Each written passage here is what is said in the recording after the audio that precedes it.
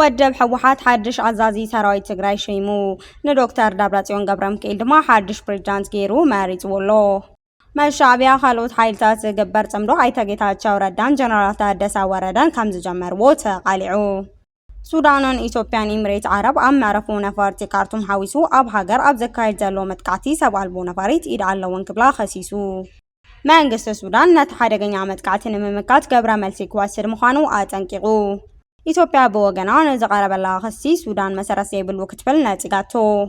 ኣብ ኬንያ ኣቕባ ዝሓተቱ ኤርትራውያን ቁጥሪ ከም ዝወሰኸ ተገሊጹ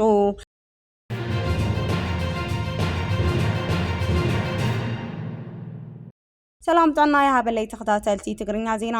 ነዞም ተሓዝናዮም ዜናታት በቀንድ ነጥብታት ፈሊምናዮ ኣለና ንሰናይ መከታተልኩም ብኽብሪ ብምዕዳም ናብ ዘርዝሮም ክነስግረኩም ወተሃደራዊ ነፋሪት ኢትዮጵያ ኣብ ከተማ መቐለ ሓያል ድምፂ ምፍጣራ ተፈሊጡ እተን ክልተ ዝኾና ዝኣኽላ ዝግመታ ነፈርቲ ኣብታ ከተማ ብሓያል ድምፂ ተዓጂበን ዝኾነ ጉዳት ከየብፅሓ ከም ዝተመለሳ ተፈሊጡ መቐለ ድሕሪ ናይ 2 ዓመት እፎይታ ምዕራፍ ውዕል ፕሪቶርያ ዳግም ድምፂ ነፋሪት ውግእ ሎሚ ምስማዕ ጀሚራ ኣላ እተን ነፋሪት ውግእ ኣብ ሰማያት መቐለ ሓያል ድምፂ እናስማዓ ዝመሳሰላ ኮይነን ነበርቲ እታ ከተማ ዘፈጠረሎም ድንጋፃ ኣብ ምግላፅ ይርከቡ ሕወሓት ሓድሽ ጎናዊ መንግስቲ ኣብ ላዕሊ ጊዜያዊ ምምሕዳር ከጣይሽ ኣኺባቲ መሊሰዩ ዘበሎ ቤት ምኽሪ እንዳካየደ እዩ ፕሬዝዳንት ጊዜያዊ ምምሕዳር ጀነራል ታደሰ ወረደ ተማሊ ኣብ ዝሕለፎ መልእኽቲ ውሳነ ምንቅስቓሳት ሕወሓት ዳግም ናብ ትግራይ ከቢድ ሓደጋ ዘስዕብ ብምዃኑ ህዝቢ ትግራይ ከቃውም መፀውዑ ይፍለጥ ተማሊ ምሻት ኣብ ከተማ መቐለ ናብ ቤት ጽሕፈት ምምሕዳር ክልል ትግራይ ኣብ ዝወስድ ጽርግያ ነተወቅቲ ከም ዝተሰምዐ ምጽብጻብና ዝዝከር እዩ እቲ ተማሊ ምሻት ከባቢ 2 ፈረቓን ብኣቆጻጽራ መቐለ ዝተፈንጀራ ናይ ኢድ ቦምቢ ምዃኑ በቲ ዘረኸብናዮ አሰር ቀለበት ከም ዘረጋገጸ ቤት ጽሕፈት ፖሊስ ከተማ መቐለ ገሊጹሎ ሕወሓት ስልጣን ኣብቲ ቅድሚ ኩናት ዝነበረ ብሕወሓት ዝምራሕ መንግስቲ ክምለስ ክጣለብን ከሎ ኣብ ዝቐረበ እዋን በቀዳማይ ሚኒስትር ኣብይ ኣሕመድ ስልጣኑ ዝተናወሐሉ ጀነራል ታደሰ ብወገኑ ንድሕሪት ምምላስ የድልን ብምባል ተቃውምኡ ኣነጺሩሎ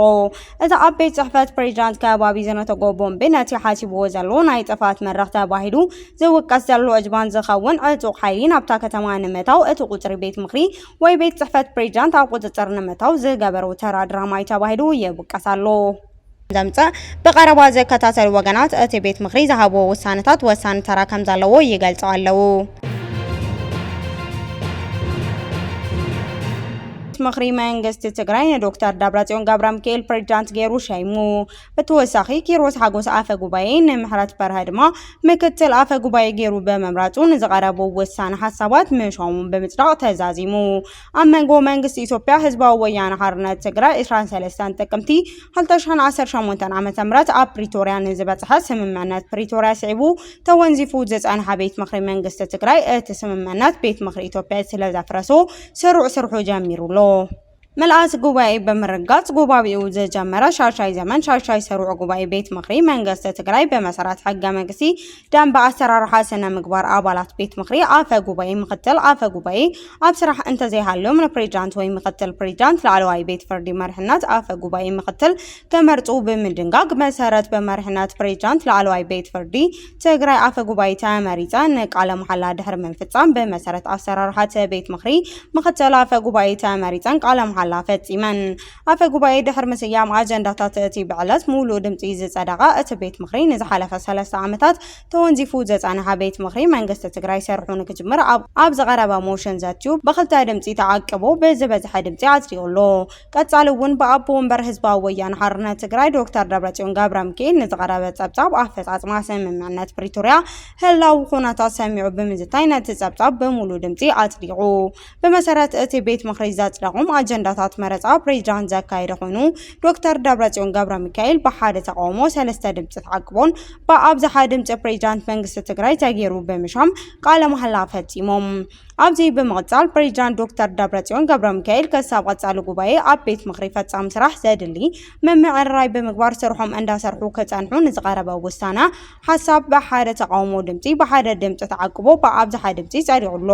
ኣብ መወዳእታ ሻሻይ ዘመን ሻሻይ ሰርዑ ጉባኤ ቤት ምኽሪ መንግስቲ አፈ ጉባኤ ወይዘሮ ኪሮስ ሓጎስ መደባመት ሓባባሪ ኮሚሽን ቤት ምክሪ መንግስቲ ትግራይ በመምዕራይ ሰርሐን እንዳሰርሐን ክጸንሓ ውክልና በመሃብ ጉባኤው ዛዚሙሎ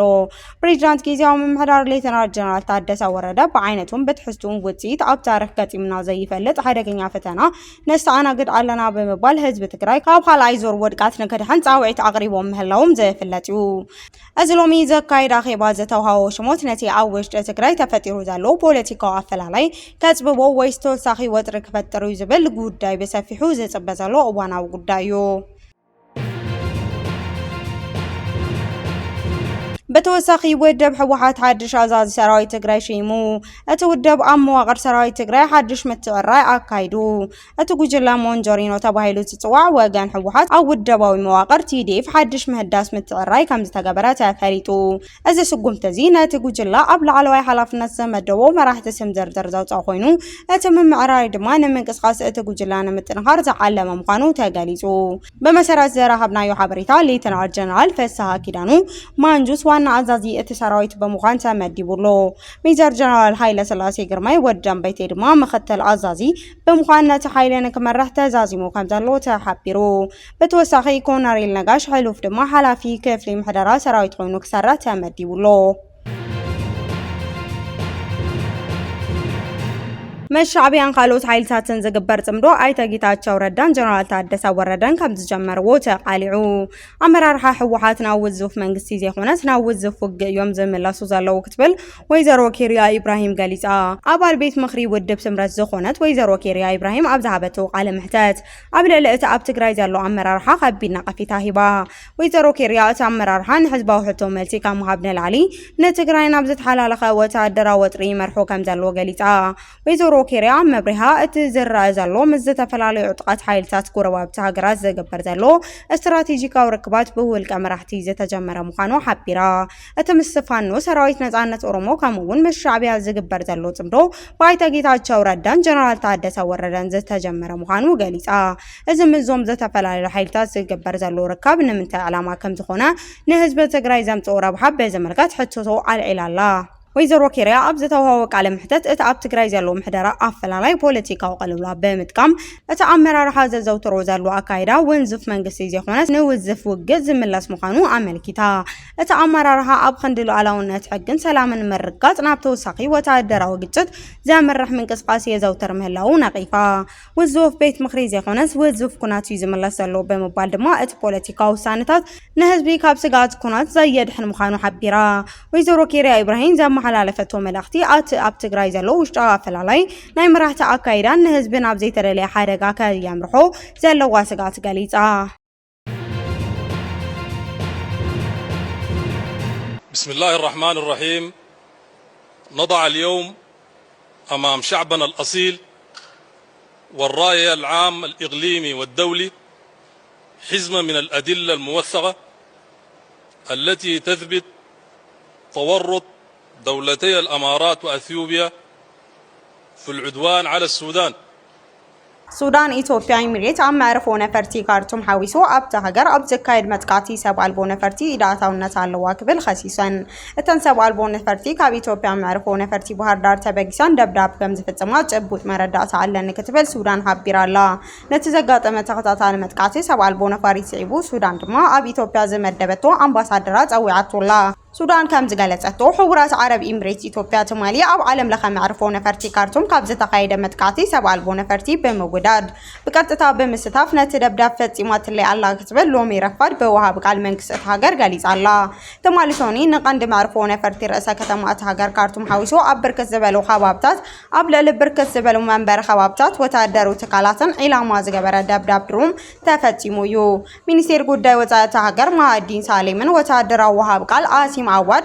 አብዳል ወሃብን ሎሚ ሶሉስ ንጎሆ ኣብ ዝሃቦ ሓበራዊ ጋዜጣ መግለጺ ኣብቲ ስርሒት ዝተሳተፉ ሰብ ኣልቦ ነፈርቲ ካብ ኢትዮጵያ መዕርፎ ነፈርቲ ባህር ዳር ከም ዝተበገሳን ጭቡጥ መርትዖ ከም ዘለዎ ብምግላጽ ሱዳን እዚ ጉዳይ ብቐሊሉ ከም ዘይትሪኦ ገሊጾም ኣለው ሚኒስቴር ጉዳይ ወጻኢ ሱዳን ሳሊም ኣብ ዝሃቦ መግለጺ ሱዳን ምስቲ ኢትዮጵያ ናብ ቀልዑ ግጥም ንምታው ድልውነት ምዃና ገሊጹ መንግስቲ ሱዳን ነቲ ሓደገኛ መጥቃዕቲ ንምምካት ገብረ መልሲ ስጉምቲ ናይ ሙሳድ መልሲ ዝተሓለወ ምዃኑ እውን በጽኑዕ ኣጠንቂቑሎ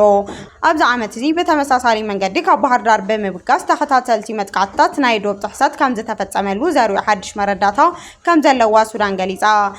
መንግስትን ህዝብን ሰራዊት ሱዳን ሉዓላውነት ሃገሮም ንምሕላው ክብሉ ኣብ ዝደልይዎ ግዜን ቦታን ናይ ግብረ መልሲ መጥቃዕቲ ናይ ምውሳድ ሙሉእ መሰል ከም ዘለዎም ሓቢሮም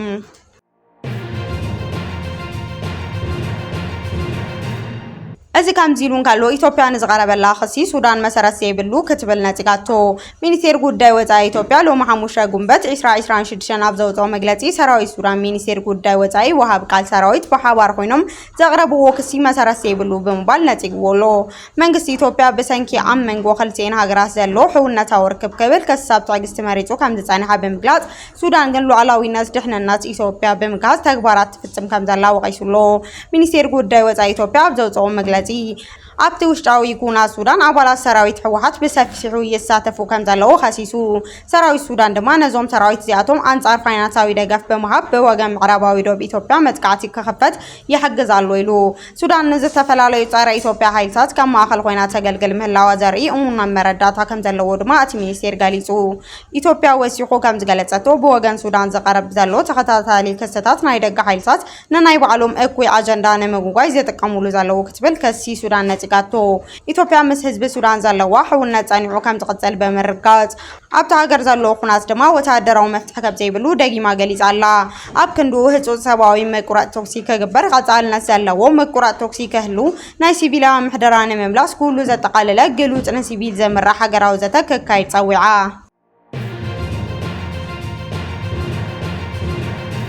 ኣብ ኬንያ ዓቁባ ዝሓተቱ ኤርትራውያን ቁጽሪ ከም ዝወሰኸ ተገሊጹ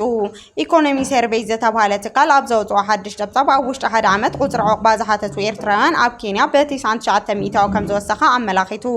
እዚ ፀብጻብ ከም ዝሕብሮ እቲ ናይ ስደት ዋሕዚ ብዝለዓለ መጠን ካብቶም ዝተመዝገበሎም ሃገራት ኤርትራ ግንባር ቀደም ትጥቀስ ብመሰረት እቲ ዝወፃ ሪፖርት ኣብ ውሽጢ ሓደ ዓመት ዝተመዝገበ ናይ ኤርትራውያን ስደተኛታት ዋሕዚ እንዳወሰኸ ይኸድ ከም ዘሎ ሓቢሩ ኣብ ዓመት 2024 3259 ኤርትራውያን ኣብ ኬንያ ዕቁባ ከም ዝሓተቱ ዝተገለጸ እቲ ፀብጻብ ኣብ 2025 ድማ እቲ ቁጽሪ ናብ 7839 ከም ዝዓበየ ይግለጽ ኣብ ኬንያ ብሓፈሻ ዝተመዝገበ ቁጽሪ ስደተኛታት እውን ኣብ ዝሓለፈ 4 ዓመታት ዓብዪ ለውጢ ኣርእዩሎ እዚ 2021 ኣቆጻጽራ ኣውሮፓ ኣብ ኬንያ ዝነበሩ ስደተኛታት ልዕሊ 540,000 እንትኾኑ ኣብ መወዳእታ 2025 ድማ እቲ ቁጽሪ ናብ 835,000 ከም ዝደየበ እቲ ትካል ጸብጺቡ እዚ ኢኮኖሚ ሰርቬይ ዘቕረቦ ትንተና እዚ ናይ ኤርትራውያን ስደት ናብ ኤርትራ ብሓድሽ መልክዑ እንዳወሰኸ ዳግማይ ንክበራኸት ኣብ ኤርትራ ዘሎ ዘይርጉእ ኩነታት ናብራ ቀንዲ ምክንያት ምዃኑ ኣቐሚጡ ብተወሳኺ ኣብቲ ሃገር ዘሎ ዝለዓለ መጠን ስእነት ስራሕ ጥሚት ምስ ሰላም ዝተተሓዙ ጉዳያትን ተዛሚዱ ኤርትራውያን ሃገሮም ገዲፎም ንክስደዱ ምክንያት ከም ዝኾኖም ሓቢሩ እዚ ፀብጻብ ከም ዘመላኽቶ እዚ ኩነታት እዚ ንኣንፈት ስደት ብንጹር ዘይርዮ ኮይኑ እዚ ፀብጻብ ከም ዘመላኽቶ እቲ ኩነታት እዚ ንኣንፈት ስደት ዜጋታት ብንጹር ዘርኢ ኮይኑ ኬንያ ድማ ሓንቲ ካብተን ቀንዲ መናገሻ ኮይና ትቕጽል ኣላ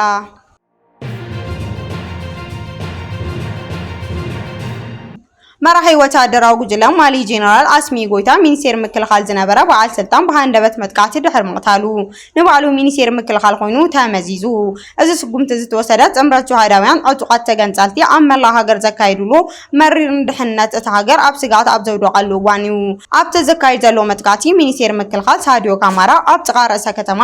ባማኮ ኣብ ዝርከቡ መንበሪኡ ብዝተፈጸመ ናይ መኪና ነታዊ ምቕታሉ ይዝከር ብመንግስታዊ ቴል አቪቭ እቲ ሃገር ኣብ ዝተኣወጀ ዜና ድማ ጎይታ ንካራማ ተኪኡ ሚኒስቴር ምክልኻል ክኸውን እንከሎ ሓላፊ ስታፍ ሰራዊት ጀነራል ኡማር ዲያራ ድማ ምክትል ሚኒስቴር ኮይኑ ተመዚዙሎ ጀነራል አስሚ ጎይታ ንፕሬዚዳንትነት ሚኒስቴር ምክልኻል ብሓባር ክመርሕ ዝወሰዶ ውሳነ ስልጣኑ ኣብ ተኣፋፊ እዋን ንምጽናዕ ዝተገበረ ፈተነ ተገይሩ ይውሰድ ግንባር ሓርነት ኣዛውድን ምስ አልቃይዳ ዝተኣሳሰረ ጂኒሚን ብዝፈጸሞ ሃንደበታዊ መጥቃዕቲ ኣብ ልዕሊ ባካሞን ካልኦት ከተማታትን ከፊላዊ ዕፅዋ ኣንቢሩ ይርከብ ብሰንኪ እቲ መጥቃዕቲ ሰራዊት ማሊ ካብ ሰሜናዊት ከተማ ኪዳል ክስሕብ ምግዳዱ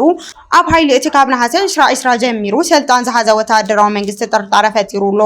መንግስቲ ማሊ ምስ መጥቃዕቲ ምትእስሳር ኣለዎን ዝበሎም ወተሃደራዊ ኣብቲ ቀይዲ ኣብ ዘውዓለሉ ክግለጽ እንከሎ ምስ ጎረባብቲ ሃገራት ኒጀርን ቡርኪና ፋሶን ብምዃን ድማ ኣብ ልዕሊ እቶም ኣሸበርቲ ዝበሎም ኣካላት ናይ ኣየር መጥቃዕቲ ያካይዳሉ